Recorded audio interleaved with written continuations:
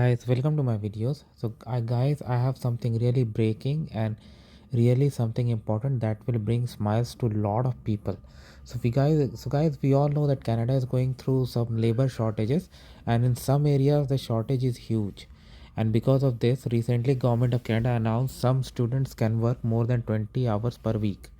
Now they are again gonna introduce a temporary measurement. This will help so many people. So as per this, starting in January, we will introduce a new 2-year temporary measure to expand work permit eligibility to spouses, common law partner, and working age dependents of temporary workers of all skill level.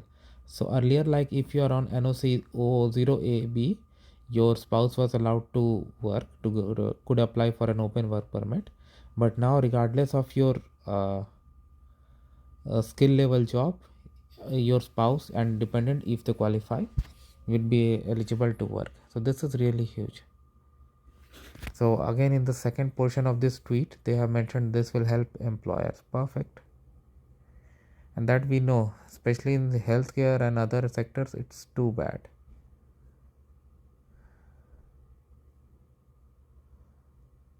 Canada will expand work to sponsor working children through a phased approach for workers at all skill level. Okay. So this means like more than 200,000 foreign workers could begin working. Those are already in Canada, maybe a lot of them would already be in Canada and can start working. Okay, phase 1 will enable family members of workers coming to Canada through the high wage stream of foreign worker program or international mobility program to apply. Phase 2 to expand method to family workers from low wage stream. Okay, agriculture partner stakeholder. Perfect.